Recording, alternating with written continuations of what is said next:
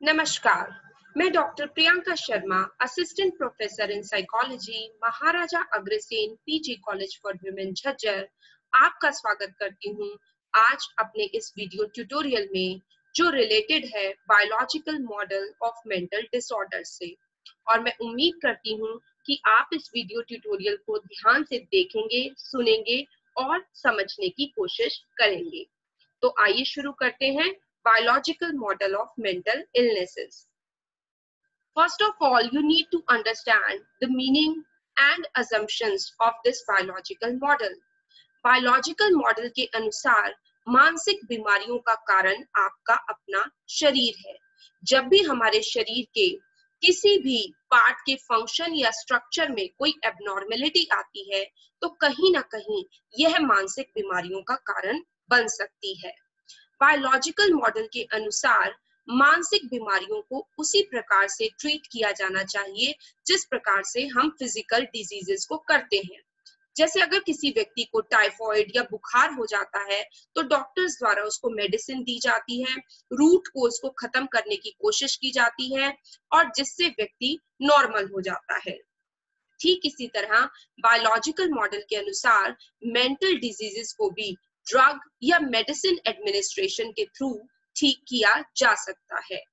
इस मॉडल को disease model या मेडिकल मॉडल के नाम से भी जाना जाता है। तो बायोलॉजिकल मॉडल सीधे साधे शब्दों में मानसिक बीमारियों का कारण व्यक्ति की बॉडी, उसके शरीर को ही मानता है।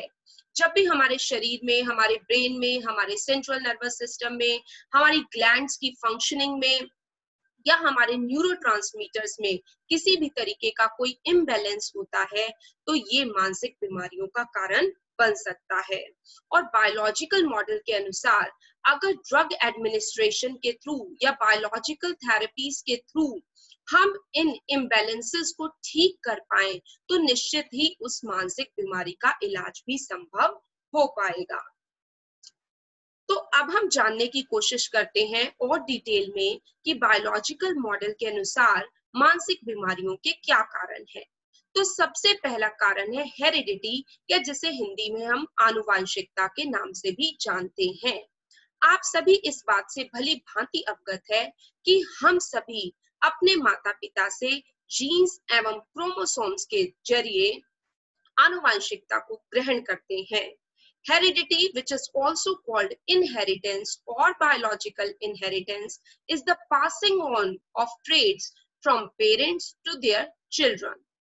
बहुत सारी स्टडीज, बहुत सारे अध्ययन इस बात को साबित करते हैं कि इनहेरिटेंस या आनुवांशिकता बहुत सारी मानसिक बीमारियों में अहम भूमिका निभाती है, जैसे कि मूड डिसऑर्डर्स में, स्किज़ोफ्रेनिया में, एल्जाइमर्स डिजीज में अक्सर ये पाया गया है कि ये बीमारियां एक पीढ़ी से दूसरी पीढ़ी में ट्रांसफर हो जाती हैं।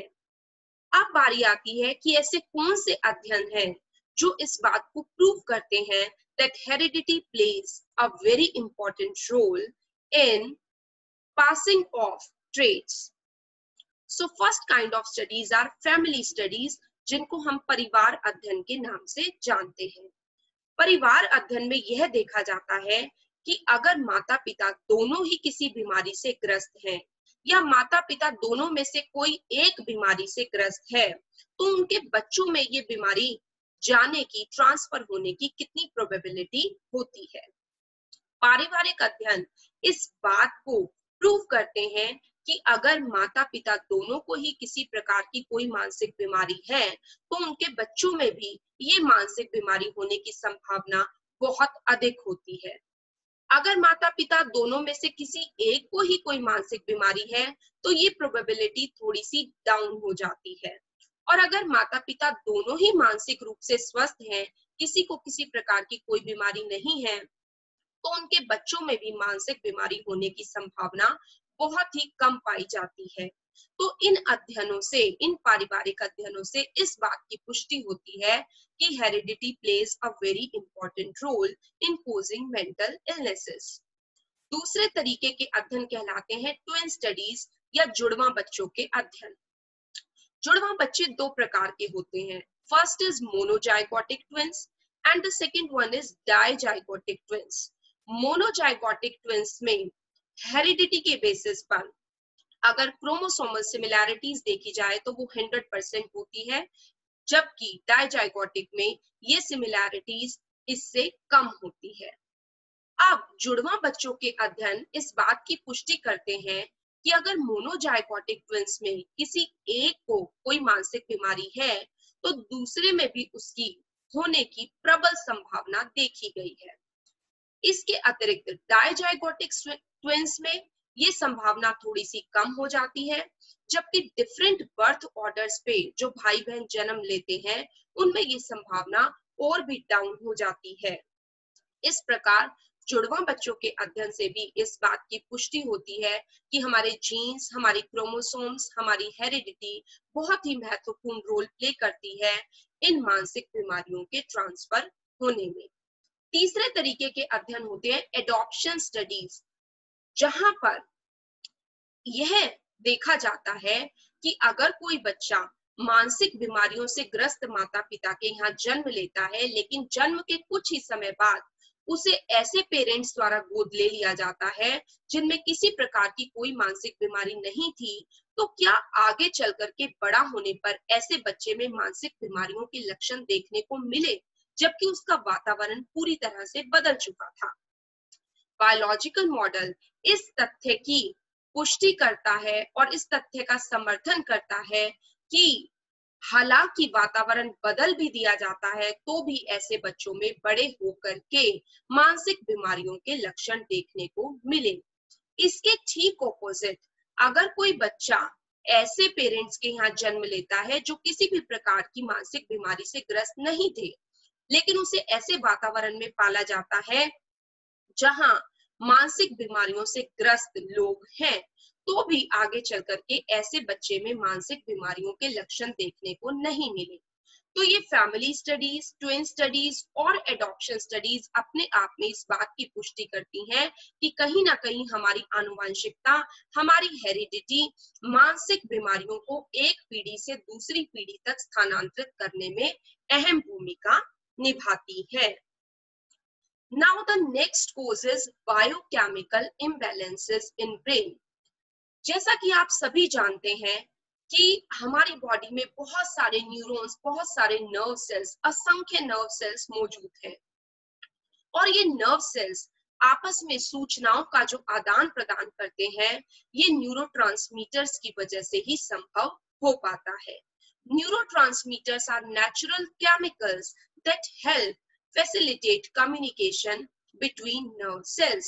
और बहुत सारे अध्ययन इस बात की पुष्टि करते हैं कि अगर इन न्यूरोट्रांसमीटर्स में किसी तरीके का कोई इम्बैलेंस देखने को मिलता है, यानी इनकी मात्रा जरूरत से ज्यादा या जरूरत से ज्यादा कम हो जाती है, तो यह भी मानसिक बीमारियों को पैदा करने में अहम भूमिका निभाती है। कुछ महत्वपूर्ण बायोकेमिकल्स हैं डोपामिन, सेरोटोनिन, एपाइनेफ्रिन, नोरेपाइनेफ्रिन एंड गाबा, जिसे गामा एमिनोबुट्रिक एसिड के नाम से भी जाना जाता है।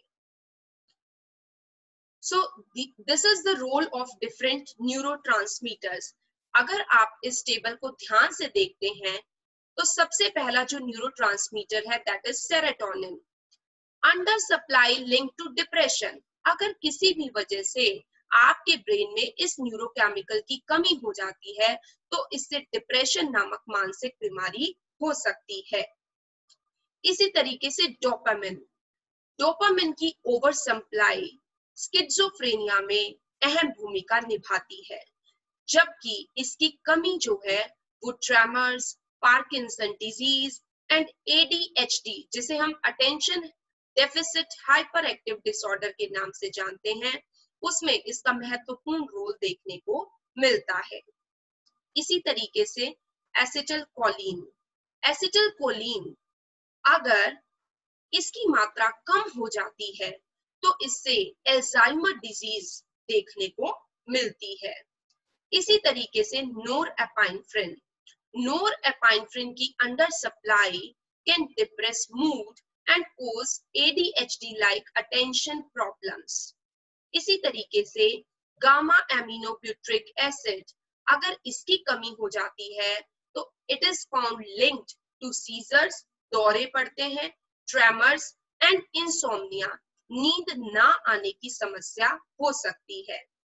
इसी तरीके से एक और न्यूरोट्रांसमीटर है जिसका नाम है ग्लूटामेट, और इसकी over supply it can over stimulate the brain producing migraines or seizures. This is why some people avoid glutamate in food. So this is the role of neurotransmitters. आपने देखा कि कैसे न्यूरोट्रांसमीटर्स में जब इम्बैलेंस होता है तो वो different kind of mental diseases को पैदा करने में अपनी अहम भूमिका निभाता है। अब हम पढ़ेंगे हार्मोनल इम्बैलेंसेस के बारे में। तो यहाँ सबसे पहले तो आपको यह पता होना चाहिए कि हार्मोन्स होते क्या हैं। आपने अब तक पढ़ा होगा कि हमारी बॉडी में दो तरीके की ग्लैंड्स होती हैं, एक एक्सोक्राइन ग्लैंड्स और दूसरी एंडोक्राइन ग्लैंड्स। एक्सोक्राइन ग्लैंड्स वो ग्लैंड्स होती है जिससे निकलने वाला पदार्थ हमारे रक्त में जाकर के नहीं मिलता बल्कि हमारी बॉडी से सीधा ही बाहर चला जाता है, जैसे आपकी टीयर ग्लैंड्स और sweating glands are the examples of exocrine glands. इसके दूसरी ओर एंडोक्राइन ग्लैंड्स वो ग्लैंड्स होती हैं जिनसे निकलने वाला पदार्थ हमारी बॉडी से सीधा बाहर नहीं जाता बल्कि ये अंदर रह करके हमारे रक्त में मिल जाता है। इन एंडोक्राइन ग्लैंड से निकलने वाला जो पदार्थ है वो हार्मोन कहलाता है। So hormones are the regulatory substances which our bodies produce, and they act as messengers within our body systems, traveling through the bloodstream to stimulate cells and tissues into action. बहुत सारे अध्ययन इस बात की पुष्टि करते हैं कि अगर किसी भी वजह से इन हार्मोन्स में इम्बैलेंस होता है, इनका एबनॉर्मल सीक्रेशन होता है, तो इनसे बहुत सारी तरीके की मनोवेदना पैदा हो सकती हैं। फॉर एग्जाम्पल, आपकी बॉडी में पीनियल ग्लैंड होती है जिससे जो हार्मोन सीक्रेट होता है दैट इज कॉल्ड मेलाटोनिन। अगर किसी भी वजह से इसका ओवर प्रोडक्शन होता है, ओवर सीक्रेशन होता है, so it can lead to seasonal affective disorders and it is one kind of major depressive disorder. इसी तरीके से आपके गले में एक और ग्लैंड होती है थायराइड ग्लैंड, जिससे निकलने वाला हार्मोन कहलाता है थायरॉक्सिन। अगर ये थायरॉक्सिन जितनी जरूरत है उससे कम मात्रा में निकलता है, इट कैन प्रोड्यूस डिप्रेशन, जबकि over production can cause mania, उन्माद की स्थिति पैदा कर सकता है। Next gland is adrenal gland, और इससे निकलने वाला एक महत्वपूर्ण हार्मोन है cortisol. High levels of cortisols can lead to depression, anxiety and stress. इसके बाद ओवरी से हार्मोन निकलता है जिसे हम एस्ट्रोजन कहते हैं, जो कि फीमेल सेक्स हार्मोन है। Too much estrogen can cause depression or mood swings. तो इस टेबल के जरिए मैंने आपको बताने की कोशिश की कि किस तरीके से अगर हमारे हार्मोन्स में इम्बैलेंस होता है तो वो डिफरेंट तरीके की मानसिक व्याधियों को पैदा कर सकता है। Now the next cause is chromosomal abnormalities. हमारे शरीर में टोटल 46 क्रोमोसोम्स या 23 पेयर्स ऑफ क्रोमोसोम्स पाए जाते हैं। अगर इन 23 पेयर्स ऑफ क्रोमोसोम्स में किसी भी तरीके में कोई स्ट्रक्चरल एबनॉर्मेलिटीज पाई जाती हैं तो ये भी मानसिक व्याधियों का कारण बन सकती हैं। ये जैसे कि मैंने आपको बताया कि हमारी बॉडी में 23 पेयर्स ऑफ क्रोमोसोम्स होते हैं, इनमें से 22 पेयर्स ऑफ क्रोमोसोम्स ऑटोसोम्स कहलाते हैं, जो सभी में फीमेल्स में मेल्स में सेम होते हैं। 23वां पेयर आपका सेक्स क्रोमोसोम कहलाता है, जो कि महिलाओं और पुरुषों में अलग अलग होता है। महिलाओं में ये डबल एक्स एक्स एक्स होता है, जबकि पुरुषों में ये एक एक्स और एक वाई एक्स वाई होता है।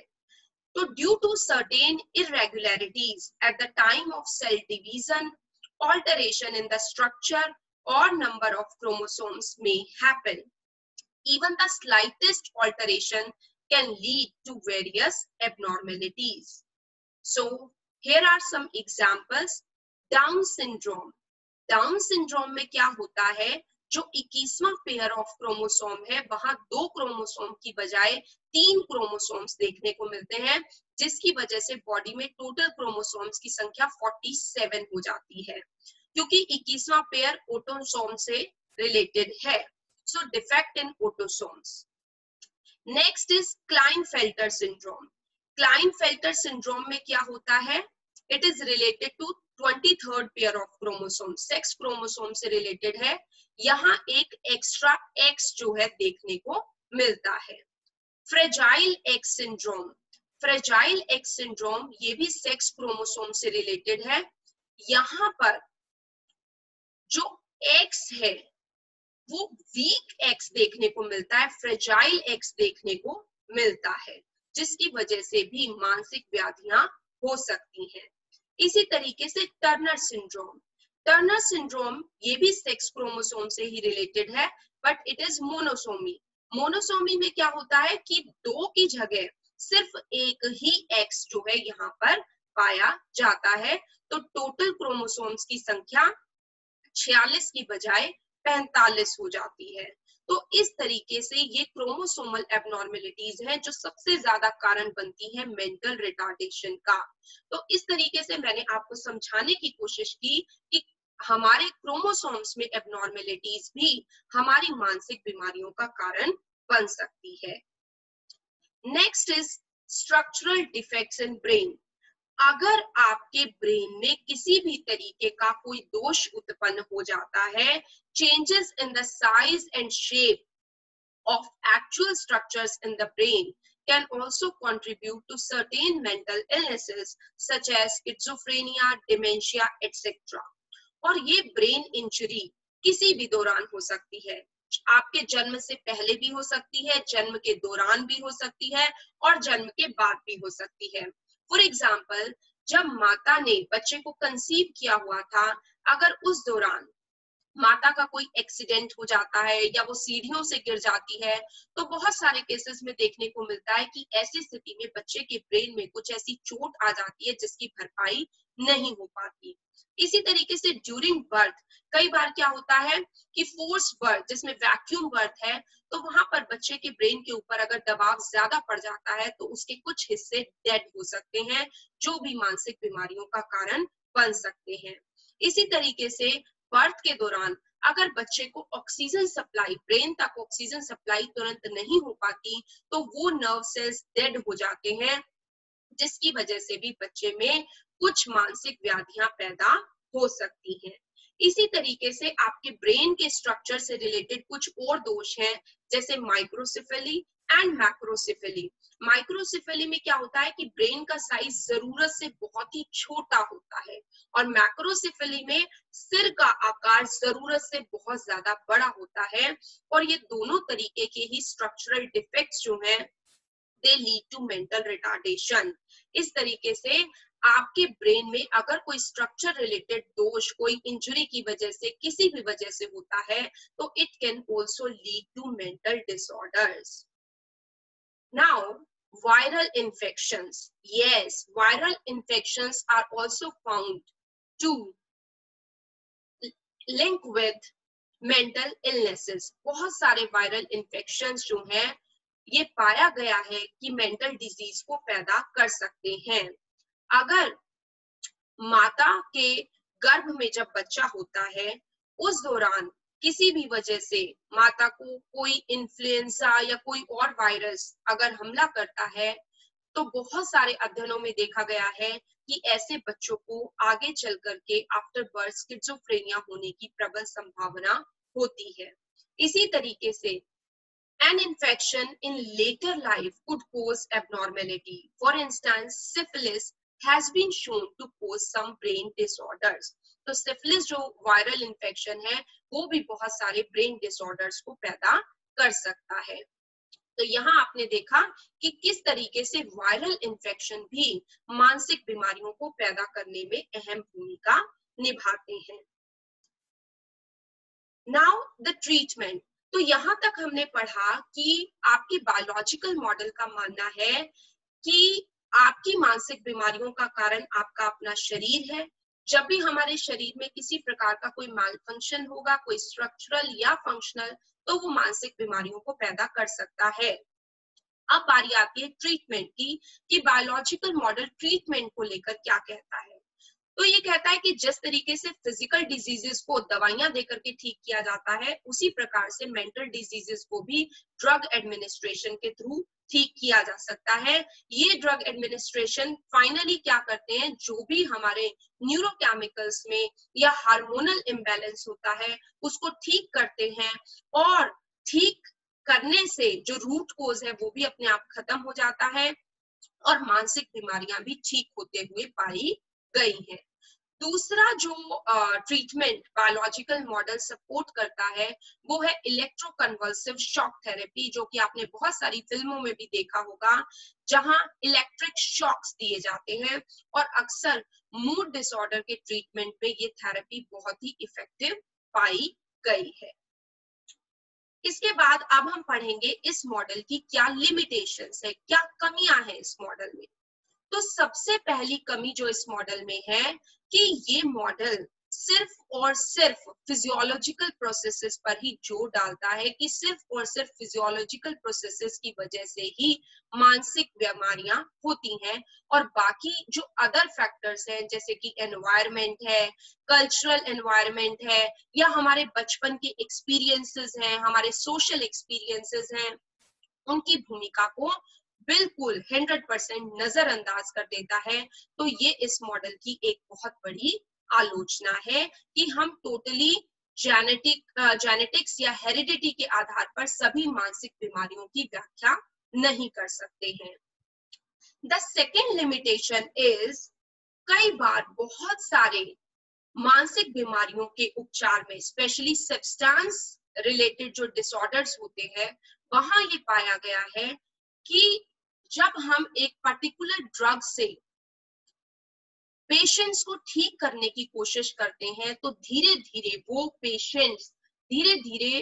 पेशेंट्स उन्हीं ड्रग्स के आदी हो जाते हैं, उन्हीं ड्रग्स के एडिक्ट हो जाते हैं जिनकी सहायता से हम उनको ट्रीट करने की कोशिश कर रहे होते हैं। तो एथिकल कंसर्न्स जो हैं वो ड्रग्स के यूज से जुड़े हुए हैं कि क्या इनका प्रशासन करना उचित है या नहीं है, और अगर करना भी है तो किस सीमा तक करना चाहिए। And the third limitation is, cause and effect relationship is not always clear, not always 100% correct अगर हम बायोलॉजिकल मॉडल को फॉलो करते हैं। जैसे बायोलॉजिकल मॉडल कहता है कि schizophrenia is often caused by an excess of dopamine. अगर डोपामिन की अधिकता होगी तो स्किज़ोफ्रेनिया हो सकता है, लेकिन कुछ रिसर्च ठीक इसके कॉन्ट्राडिक्ट रिजल्ट शो करती हैं, जहां ये पाया गया कि patients with schizophrenia can have lower levels of dopamine than normal. तो ये एक दूसरे के ठीक ऑपोजिट रिजल्ट्स हैं, कॉन्ट्राडिक्शन है यहाँ पर बायोलॉजिकल मॉडल के अंदर। So the cause and effect is not always clear in the biological model. And the last limitation is, there is no evidence which states that abnormality is definitely caused by biological differences. जैसे मैंने आपको पहले ही बताया कि अगर biological model सिर्फ और सिर्फ यही कहता, 100% यही बात सत्य होती कि हमारी हेरिडिटी ही मानसिक बीमारियों में भूमिका निभा रही है, तो अगर माता पिता में कोई बीमारी होती तो वो 100% बच्चे में भी ट्रांसफर होती। इसी तरीके से मोनोजाइगोटिक ट्विंस में जहां 100% हेरिडिटी सेम, तो अगर एक को कोई मानसिक बीमारी है तो दूसरे को भी होने की 100% गारंटी होनी चाहिए थी, लेकिन ऐसा नहीं होता है। This ratio is not 100%। तो ये अपने आप में इस बात को प्रूव करता है कि सिर्फ और सिर्फ बायोलॉजिकल फैक्टर्स के आधार पर हम मानसिक बीमारियों की व्याख्या नहीं कर सकते। कहीं ना कहीं कोई और भी ऐसे फैक्टर्स हैं जो मानसिक बीमारियों के उत्पन्न होने में अपनी भूमिका निभा रहे हैं। Now we will read what are the strengths of this biological model. इतनी लिमिटेशंस होने के बावजूद भी हम बायोलॉजिकल मॉडल को पूरी तरह नकार नहीं सकते हैं। हम ये नहीं कह सकते कि ये मॉडल पूरी तरीके से खराब है और इसका यूज नहीं किया जाना चाहिए। So what are the strengths? सबसे पहले तो इस मॉडल की सबसे अच्छी बात यह है कि इस बायोलॉजिकल मॉडल के आने से पहले अगर कोई मानसिक बीमारियों से ग्रस्त व्यक्ति होता था तो उसे बहुत ही गलत दृष्टिकोण से देखा जाता था, उसे भूत, प्रेत, पिशाच इस बात के लिए जिम्मेवार ठहराया जाता था। लेकिन बायोलॉजिकल मॉडल के आने से इस बात के ऊपर पूरी तरीके से बैन हो गया कि मानसिक व्याधियां किसी भूत, प्रेत, पिशाच का परिणाम नहीं है, बल्कि ये तो आपकी अपनी बॉडी से related, just like physical disease, ये मेंटल डिजीज भी एग्जिस्ट करती हैं। So this was the main strength, this was the most positive point related to the biological model कि इन्होंने कहीं ना कहीं उस एरा का अंत किया जो कि मानसिक व्याधियों के लिए व्यक्ति को जिम्मेवार ठहराते थे, उसके ऊपर भूत, प्रेत, पिशाच का साया मानते थे। सेकेंड स्ट्रेंथ इज बहुत सारे ब्रेन स्कैन्स जो है, जो एमआरआई के थ्रू या पैट स्कैन्स के थ्रू किए जाते हैं, वो इस बात की पुष्टि करते हैं कि अगर एक नॉर्मली हेल्दी व्यक्ति के ब्रेन को स्ट्रक्चर को स्टडी किया जाए और एक मेंटली इल जो व्यक्ति है उसके स्ट्रक्चर को स्टडी किया जाए, yes there are huge differences. वहां पर अलग अलग डिफरेंसेस जो है स्ट्रक्चर में हमें देखने को मिलते हैं, जो अपने आप में बायोलॉजिकल मॉडल का सपोर्ट करते हैं। And the last one is कि कहीं ना कहीं ड्रग्स का एडमिनिस्ट्रेशन या फिर इलेक्ट्रोकन्वल्सिव शॉक थेरेपी का जो एडमिनिस्ट्रेशन है वो बहुत सारी मानसिक बीमारियों के उपचार में कारगर भी साबित हुआ है। तो हम पूरे तरीके से बायोलॉजिकल मॉडल को ठुकरा नहीं सकते हैं। इसकी जो इम्प्रूवमेंट्स है ट्रीटमेंट में वो इस मॉडल के आधार पर देखने को मिलती है। So this model has been proved successful in treating psychological illnesses. So these were the strengths of biological model. Thank you so much. और मैं ये उम्मीद करती हूँ कि आपको ये biological model of mental disorders अच्छे से समझ में आया होगा। Thank you so much.